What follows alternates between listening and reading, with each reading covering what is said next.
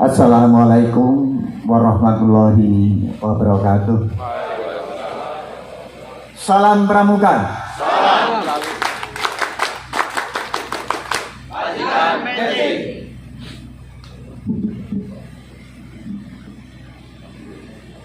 Kakak-kakak sekalian, puji syukur kita panjatkan kehadirat Allah SWT atas nikmat yang dianugerahkan kepada kita sekalian, utamanya kesehatan jasmani dan rohani, sehingga dengan kondisi demikian kita sekalian dapat berkumpul mengikuti tasyakuran dalam rangka peringatan Hari Pramuka ke-62 sekaligus semarak peringatan kemerdekaan Republik Indonesia ke-78 tahun 2023. Lintasan sejarah yang akan saya sampaikan terbagi atas satu, latar belakang penyelenggaraan pendidikan kepramukaan.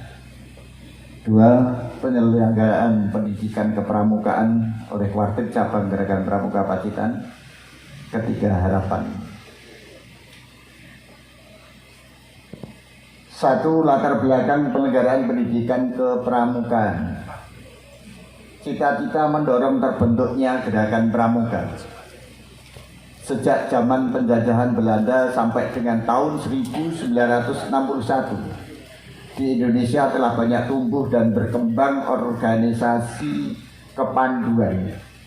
Pada saat itu organisasi tersebut telah dimanfaatkan oleh pemimpin pergerakan rakyat Indonesia untuk menanamkan semangat nasionalisme, patriotisme, dan cinta tanah air kepada anak-anak dan pemuda Indonesia agar mereka dapat menjadi kader bangsa dalam perjuangan mencapai kemerdekaan. Karena itulah hubungan antara organisasi kepanduan dengan pemerintah penjajah Belanda tidak pernah serasi, karena adanya perbedaan kepentingan yang sangat prinsipil dan mendasar.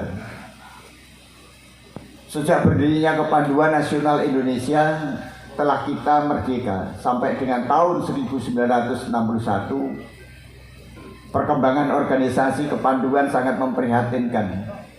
Dari lebih kurang 100 organisasi yang memiliki berbagai macam azas, jumlah anggotanya kurang lebih hanya 0,5 juta orang.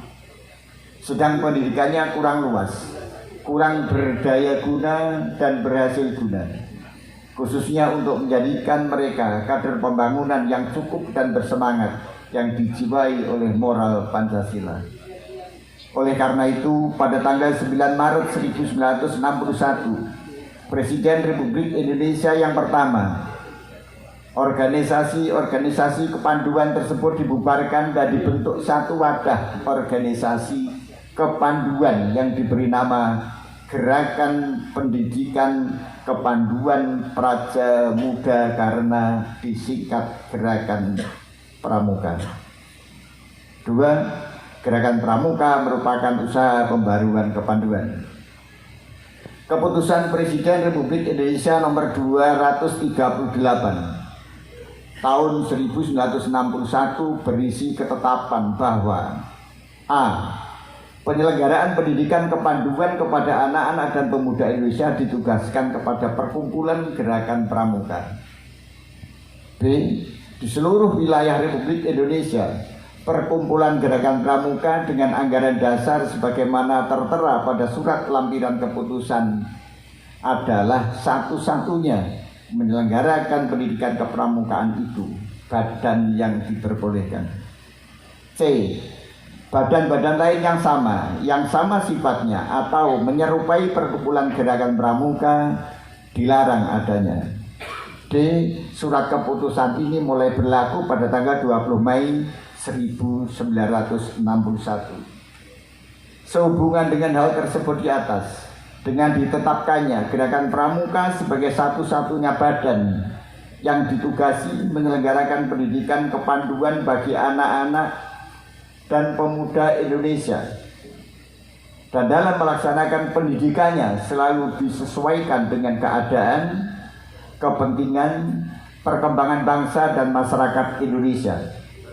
Maka hal ini merupakan usaha pembaruan gerakan kepanduan di Indonesia yang membawa konsekuensi pula, yaitu adanya pemikiran dan cara-cara baru dalam mengelola pendidikan kepramukaan di Indonesia.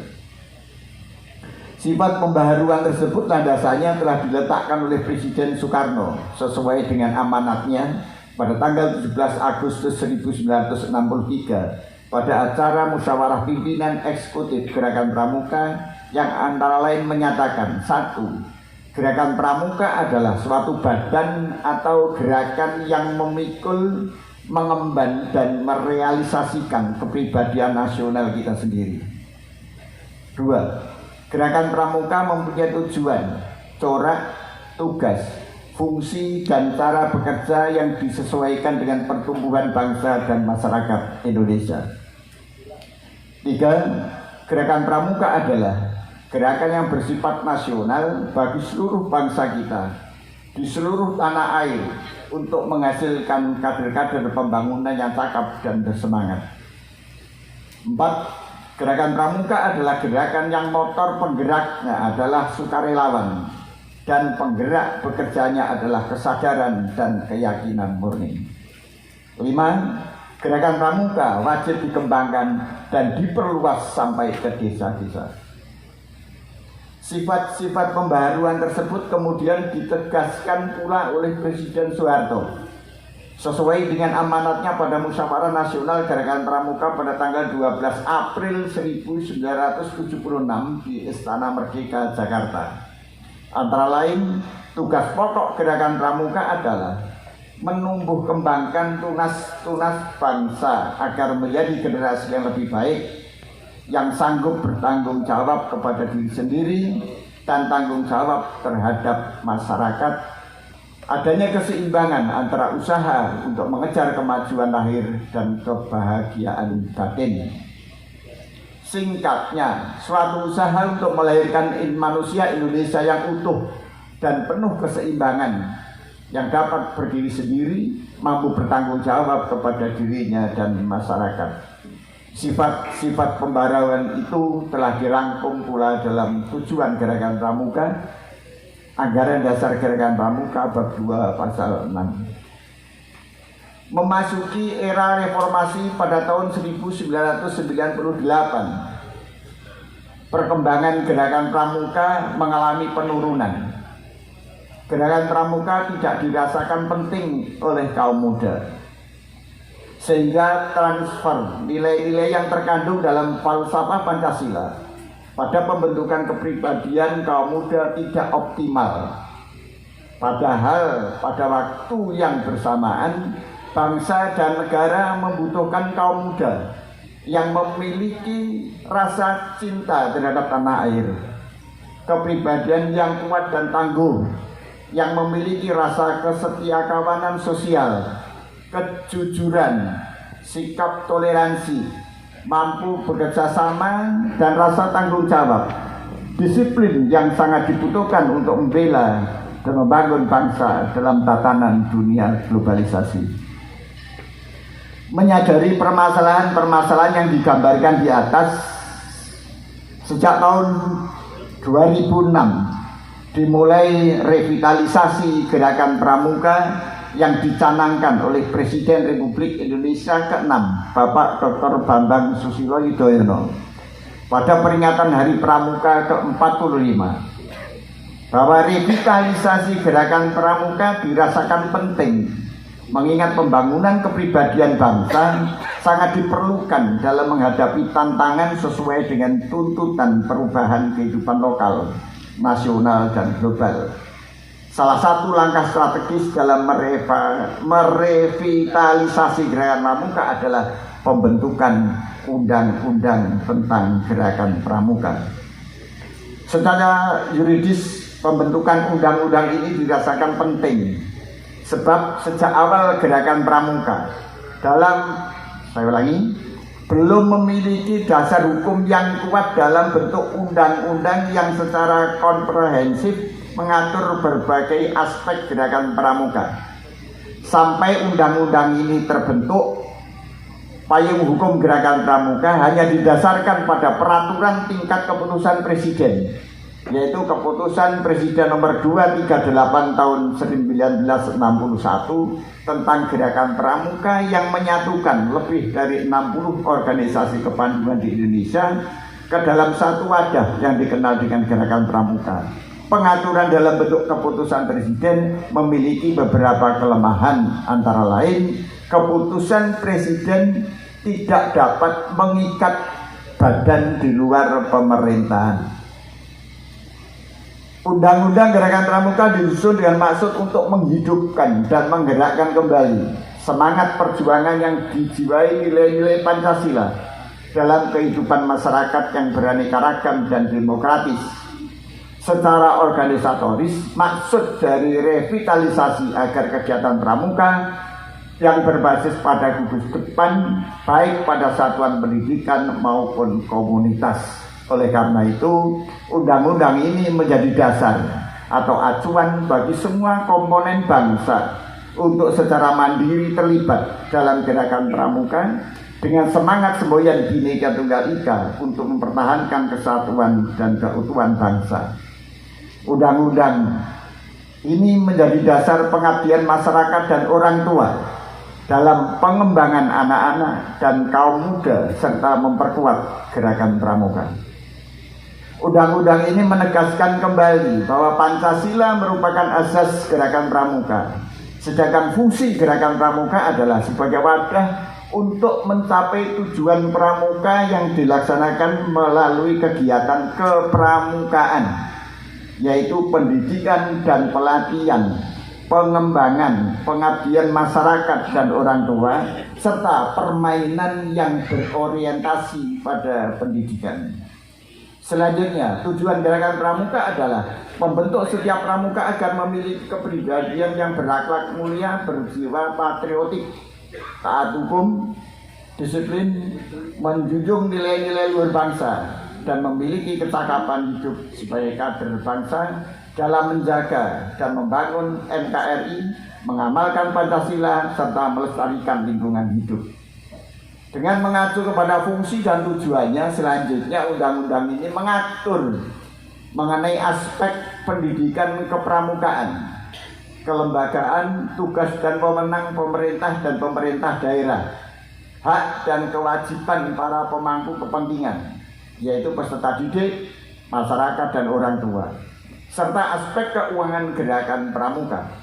Sesuai dengan sifat gerakan pramuka yaitu kesukarelaan, maka undang-undang ini tidak merumuskan sanksi pidana yang baru, sehingga apabila terdapat pelanggaran hukum yang terkait dengan pelaksanaan undang-undang ini tetap mengacu kepada peraturan perundang-undangan yang ada.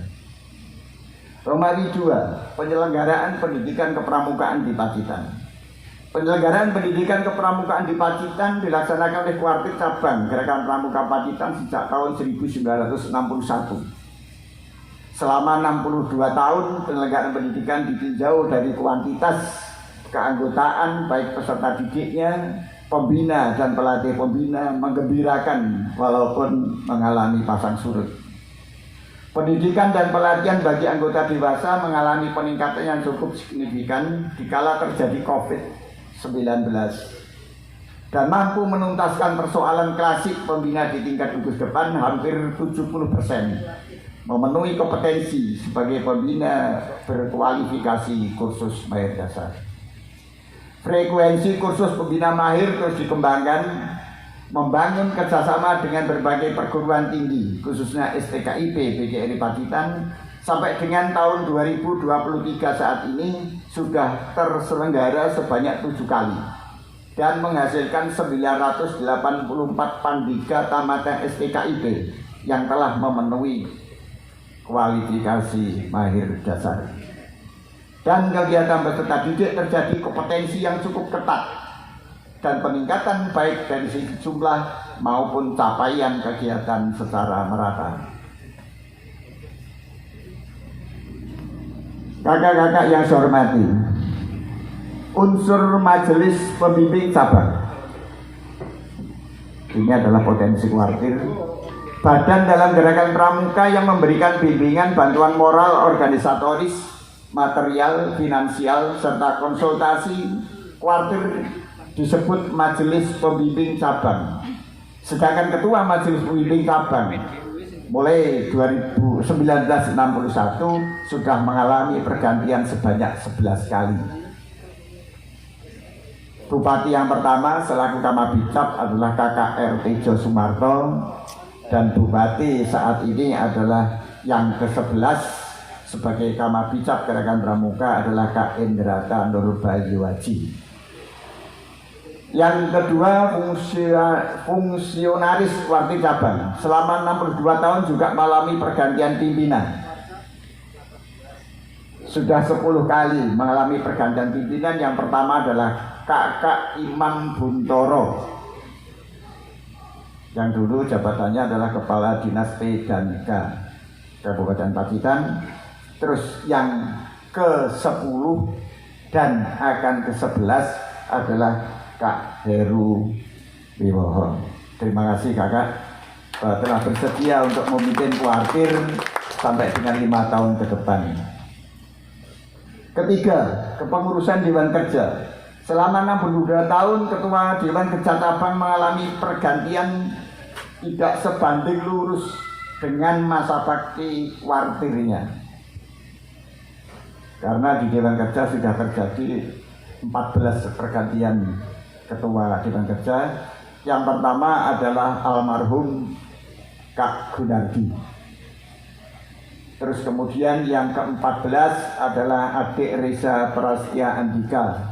Yang ini terpilih lagi masa bakti 2023-2028. Mana Andika ini?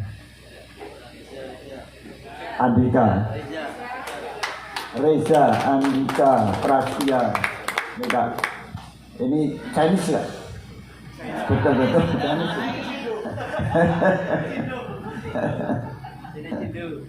Namun jangan lupa bahwa yang membacakan lintasan sejarah saat ini adalah Ketua Dewan Kerja yang kedua.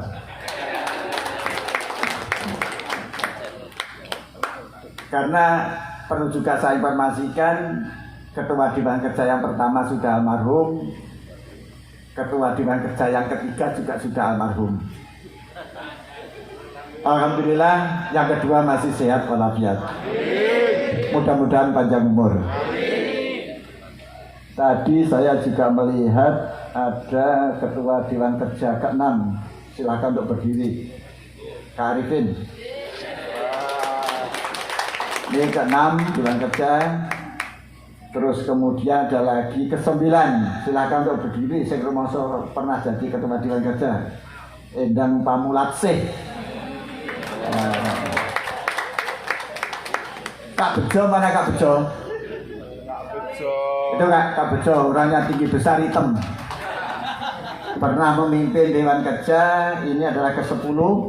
Sedangkan ke-11-nya Kak Puguh. Mana Kak Puguh? Kak Puguh. Oh, Kak Jasari ya. Yang ke-12 itu Kak Melandi, sekarang jadi perangkat desa di Gondang, Kecamatan Nawangan. Kenapa kami sampaikan kepada kakak, kita tampilkan karena memang ini adalah generasi penerus kita. Berikut adalah unsur pelatih cabang. Sebagai nayawan pelatih cabang adalah almarhum Kak Radi, dan sampai dengan saat ini pelatih pembina Kuartir Cabang Gerakan Pramuka Pacitan mencapai 114 dengan kategori aktif, kurang aktif, dan tidak aktif, termasuk Kak Ruri.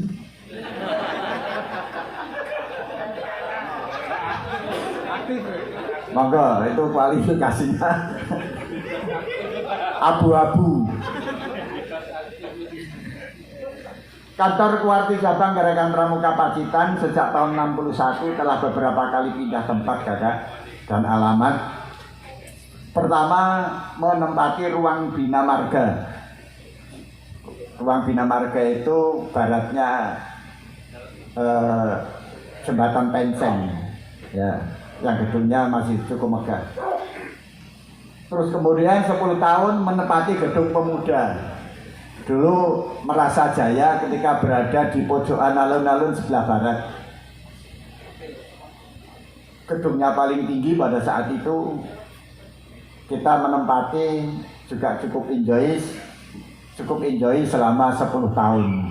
Namun karena kepentingan organisasi pemerintah daerah, akhirnya kita diminta untuk pindah ke pojokan timur utara bekas gedung SPG. Selama 3 tahun kemudian di sana direhab juga untuk perkembangan organisasi pemerintah daerah. Kita dipindahkan di pojok selatan yang sekarang kantor Bapeda. Dan terakhir ini yang kita tempati gedung bekas SDN Pacitan 3. Mungkin banyak yang tidak preso. Sebelum dipakai oleh kuartir cabang, dimanfaatkan pada penggaraan sekolah luar biasa sebelum mempunyai gedung yang ada di Sumberharjo. Ini semuanya adalah berkat jasa kakak ketua majelis pembimbing cabang pada saat itu adalah Kak Sujito. Kak Sujito ini adalah Kamabicap yang kelima. Masih sugeng ya, alhamdulillah. Dan Kak Kuarcap kakak Dr. Andes Suparjimin yang setahun lalu tidak sini, yang saya sudah lupa. Gayanya Pak Parjimin kan seperti itu. Dari jauh TW mesang-mesem sopo kuwi ya. Setelah masuk, halo Dik. Ternyata beliaunya, ya karena ada kepentingan dengan Polres Pacitan, akhirnya beliaunya pinarak dan jagong di kuartir cabang, tes ulang dari apa yang pernah beliau jalankan di kuartir cabang Gerakan Pramuka Pacitan. Pada saat itu terkenal dengan kegiatannya adalah gebrakan serentak sehari di dalam rangka merehabilitasi gedung yang sekarang masih megah kan. Jadi ini gedung ini tahun 93 gedung yang ada ini. Tahun 2016 mendapat tambahan 3 ruang kelas yang di barat dan di atas ada 2. Sedianya digunakan kegiatan pendidikan dan pelatihan oleh Pusdiklat Cap Pacitan yang saat ini dikepalai oleh Kak Misman, pelatih cabang. Namun sampai dengan tahun ini Kak Heru, Kak Warcap, kondisinya masih kosong belum. Jadi hanya ruangan, isinya tidak ada. Ini tidak mudoroso yang melaporkan kepada Kak Warcap karena kan jarang tidak. Banyak butuhnya Kak. Yang keenam adalah bumi perkemahan Pramuka. Yang Kakak ketahui bahwa pertama mulai tahun 77 yang pada saat itu saksi hidupnya adalah Kak Masuri Abdul Ghani ikut matoi batas-batas dari bumi perkemahan.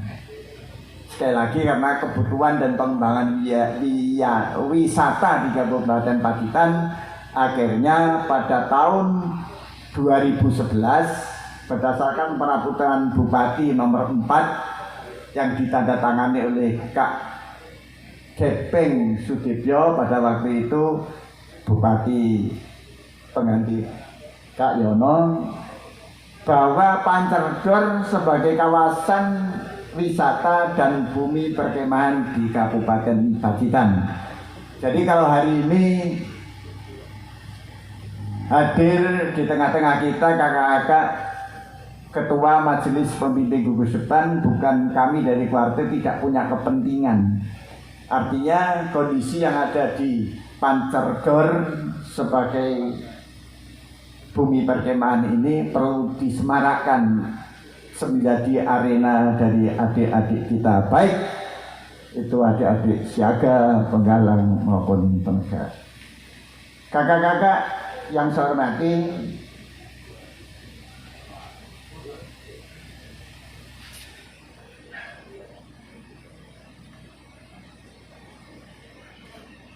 di antara unsur pimpinan yang mendahului kita menghadap kehadirat Allah Subhanahu wa taala, Kak Haji Suradi yang cukup lama sebagai wakil ketua, dan Kak HM Fatonesa juga menjabat sebagai wakil ketua, yang insya Allah hari ini juga dilakukan kunjungan ke makam dalam rangka ziarah. Semoga kakak-kakak yang mendahului kita diterima di sisinya dan ditempatkan pada tempat yang sebaik-baiknya, khususnya dalam mengabdikan dirinya dalam gerakan pramuka secara ikhlas bakti bina bangsa berbudi bawah laksana. Romawi 3 harapan.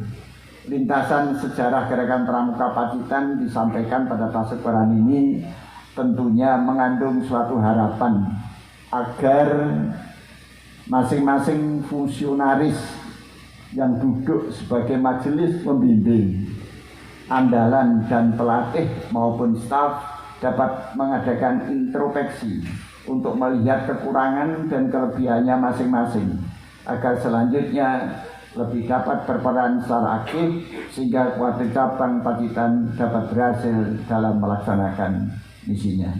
Terima kasih atas perhatiannya dan mohon maaf atas segala kekurangannya. Billahi taufiq wal hidayah. Wassalamualaikum warahmatullahi wabarakatuh. Salam Pramuka.